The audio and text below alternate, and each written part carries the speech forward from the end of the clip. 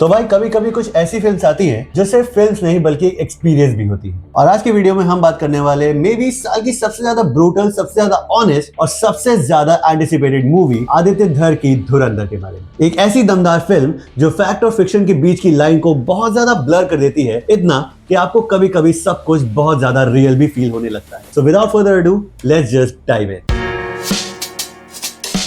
Film की शुरुआत होती है IC-814 के हाईजैक के साथ। हाँ, वही रियल लाइफ इंसिडेंट जहाँ पे अपने इंडियन एयरवेज को हाईजैक कर लिया गया था जैश-ए-मोहम्मद के मिलिटेंट्स ने। यहाँ फर्स्ट 15 मिनट्स में इतनी ज्यादा स्क्रीन पे ऑथेंटिसिटी आती है कि आपको ऐसा लगता है कि आप न्यूज देख रहे हो। और यही हम अजय सान्याल के कैरेक्टर से मिलते हैं जो कि नेगोशिएट करने जाते हैं टेररिस्ट से, और फिर डील होती है इंडिया अपने ही देश के अंदर बंद टेररिस्ट को छोड़ दे और ये लोग प्लेन को छोड़ देंगे। 2001 में पार्लियामेंट अटैक होता है जिसमें यही प्लेन हाईजैक करने वाले लोग इन्वॉल्व होते हैं। इतना इंटरकनेक्टेड नैरेटिव बनाया गया है कि हर एक इंसिडेंट एक पजल पीस लगता है, और ये सब आपको लीड करता है टुवर्ड्स एक मिशन, प्रोजेक्ट धुरंधर। और यही पे एंट्री हो जाती है रणवीर सिंह की, जिसे हम जानते हैं एज धुरंधर और दुनिया जानती है एज हमजा अली। और उसकी एंट्री पाकिस्तान में अफगानिस्तान और पाकिस्तान के बॉर्डर से होती है। तो यहाँ पर कोई भी एग्जैजरेटेड सीक्वेंस हम लोग को देखने को नहीं मिलता है, लेकिन एंट्री, शॉट और व्हाट नॉट, यहाँ पर एक काफी सटल और काफी रियल टाइप का एक हीरो वाइब आती है, जहाँ पर हम रणवीर सिंह को देख सकते हैं मूव आउट करते हुए अफगानिस्तान से पाकिस्तान के लायरा टाउन में। और लियारी टाउन में एंटर करते ही वो मिलता है सबसे पहले एक जूस शॉप ओनर से, जो उसकी बाद में जाकर मदद भी करता है। और यहीं पे धीरे धीरे हमजा किसी न किसी तरीके से रहमान बलोच यानी रहमान डकैत के नेटवर्क में भी पहुंच जाता है। And he is one of the most feared person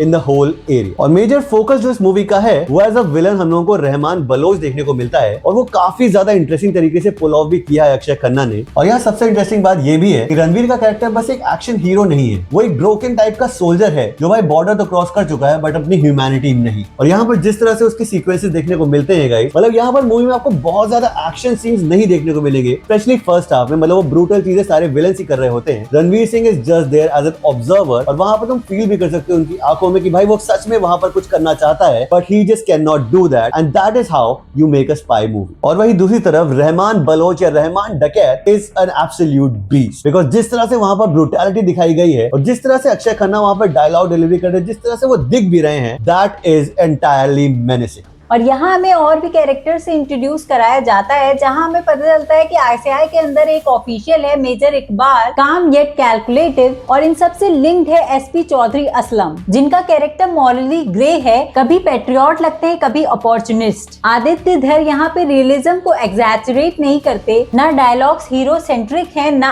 action slow motion में है। जो वॉयलेंस है, जो ब्रूटैलिटी है, वो आपको फील देता है कि ह्यूमन बॉडी कितनी ज्यादा तकलीफ सह सकती है। कुछ सीन्स तो आपको डिस्टर्ब भी कर देते हैं, और वही धुरंधर को डिस्टिंक्ट बनाता है फ्रॉम टिपिकल बॉलीवुड एक्शन से। जी हाँ guys, I have to agree with that, because यहाँ पर जिस तरह से एक्शन देखने को मिलता है और जो ब्रूटैलिटी भी दिखाई गई है, उसमें कई सारे सीन्स ऐसे भी आते हैं जो आपको सोचने पर मजबूर करते हैं कि भाई CBFC ने अलाउ कैसे कर दिया होगा। तो वो वाली चीज यहाँ पर देखने को मिलती है, बिकॉज हम लोग सोच रहे थे काफी कुछ कट होने वाला है। इवन ट्रेलर में जो देखने को मिला था हमें तो लग रहा था वो भी नहीं देखने को मिलेगा, बट वो सब देखने को मिला, उससे ज्यादा देखने को मिला है यहाँ पर। और सोचो भाई यहाँ पर इतना कुछ मिला है, तो इस फिल्म के एक्चुअल क्लाइमैक्स यानी धुरंधर पार्ट 2 में क्या क्या होने वाला है, कैसे कैसे होने वाला है, वो सब सोचने में भी भाई गूज़बम्प्स यहाँ पर खड़े हो जाते हैं। और यहाँ पर अगर इंटरवल पॉइंट की भी बात कर ले तो that was also subtle but really very explosive भाई साहब, जहां पर गैंग के किसी एक मेंबर को ये शक हो जाता है रणवीर सिंह पे कि may be he is one of an Indian spy. और यहाँ पर जो रणवीर सिंह के एक्सप्रेशंस होते हैं वो तुम्हें अंदर तक फील कराते हैं भाई कि बंदा भी डरा हुआ है, और इसका जवाब जो है वो तुम्हें तुरंत ही इंटरवल के जस्ट बाद पता चल जाता है कि वो क्या सीक्वेंस था, क्यों ऐसा हो रहा था, क्या चीजें हो रही थी। और सेकंड हाफ में ये मूवी काफी इंटरेस्टिंग तरीके से एक हाई लेवल पर चली जाती है। और यहाँ पर हम लोगों को तो ऐसा पर्सनली फील नहीं हुआ, बट कुछ लोगों को यहाँ पर प्रॉब्लम हो सकती है कि ये फिल्म 3 घंटे 34 मिनट बड़ी है, तो फर्स्ट हाफ में इतना ज्यादा आपको पता नहीं चलने वाला, हालांकि वो 2 घंटे बड़ा है, but you still get the narrative, और तुम काफी ज्यादा इंटेंसली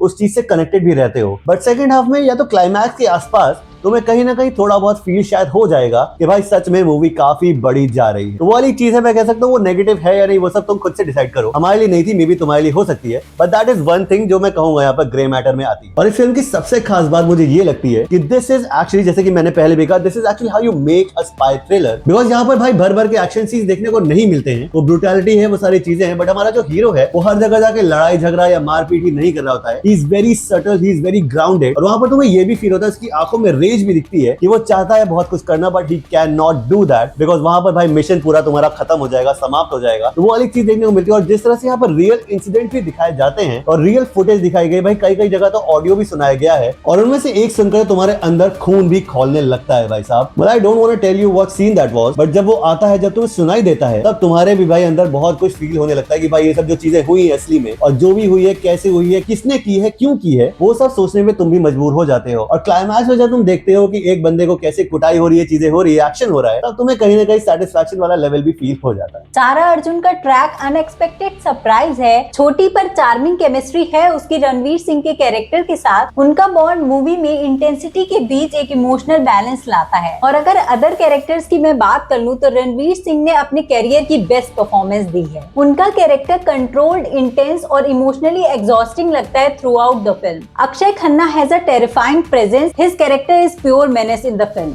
अर्जुन रामपाल की अगर मैं बात करूं तो वो एक साइलेंट किलर है विद काम अथॉरिटी। अब बात कर लेते हैं संजय दत्त की, तो उनका रोल काफी शॉर्ट था पर जो उनका कैरेक्टर था काफी पावरफुल है and it leaves the legacy in the film. और यहाँ पर एक सबसे पॉजिटिव चीज ये थी अबाउट दिस मूवी कि आदित्य धर वाज रिटर्निंग, बिकॉज़ उनको हम लोगों ने काम करते भाई उरी में देखा था in the surgical strike and that was a brilliant film directed by him. और यहाँ पर भी written, directed, produced by Aditya Dhar लिख के आता है, तो ऑब्वियस है भाई कि फिल्म में मजा तो आने वाला था और वो आता भी। जिस तरह से कैमरा मूवमेंट है, जिस तरह से सारी चीजें देखने को मिलती है और जैसा कि हम दोनों ने कहा यहाँ पर रियलिज्म बहुत सारा है, कुछ भी बहुत ज्यादा एग्जैजरेटेड नहीं है, ना तो डायलॉग्स ना तो इंटेंस एक्शन, और ब्रूटैलिटी अगर कहें तो वो थोड़ी सी है but still it feels very real. और ये लगता है इस टाइप के अगर विलन से इतने ज्यादा ब्रूटल, इतने ज्यादा बुचर वाले टाइप के, तो वो सच में ऐसी हरकतें कर सकते हैं भाई साहब। और यहाँ पर मैं ये भी कहना चाहूंगा कि आदित्य धर ने काफी बार कहा है ये फिल्म बस रियल इंसिडेंट से इंस्पायर्ड है, नॉट बेस्ड। बट अगर तुम ये मूवी देखोगे तो यहाँ पर ये भी सुनने में कि जो नाम भी लिए गए हैं इवन, वो भी भाई रिलेटेड है असली बंदों के, मतलब असली में ऐसे गुंडे बदमाश एग्जिस्ट करते थे और उनके नाम यहाँ पर सीधे सीधे ले लिए गए हैं। इंसिडेंट्स ऑल्सो जिस तरह से दिखाए गए हैं वो सारे ही रियल इंसिडेंट है, रियल डेट्स है, रियल टाइम लाइन्स है। तो भाई वो वाली एक चीज है, पता नहीं क्या खेलना चाह रहे हैं ये लोग,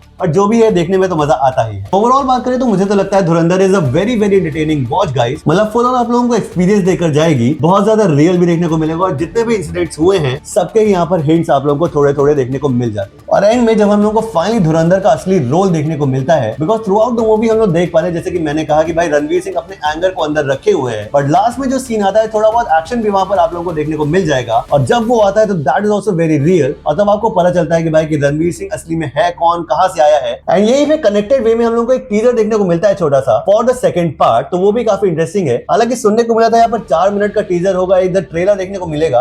हालांकि हमारे थिएटर में तो ऐसा कुछ नहीं था भाई, there was kind of a teaser, वहां पर हम लोग को कट कट के काफी सारी चीजें देखने को मिलती है। और वहां पर जो ट्रेलर में तुम लोगों ने एक्शन देखा था रणवीर सिंह को करते हुए with the chains and all, वो मुझे लगता है पार्ट 2 में ही देखने को मिलेगा, बिकॉज़ यहाँ पर वैसा टाइप का एक्शन देखने को नहीं मिलता है। Guys really excited for the second part जो जल्दी रिलीज होने वाला है अगले ही साल 2026 में, जहां पे हम लोग को इस पूरी फिल्म का क्लाइमैक्स देखने को मिलेगा और रणवीर सिंह की बैक स्टोरी भी। और यहाँ पे हम लोग को एक वर्ड भी रिवील होता है, रिवेंज। तो हम लोग को अगली फिल्म में रिवेंज देखने को मिलेगा और हम लोग दिल से चाहते हैं कि रणवीर सिंह एक एक चीज का बदला अच्छे से ले। तो यही था आज का हमारा वीडियो गाइस, आपको पसंद आया तो लाइक करिएगा, सब्सक्राइब करिएगा। हम मिलते हैं नेक्स्ट वीडियो में। Bye bye guys, keep vlogging.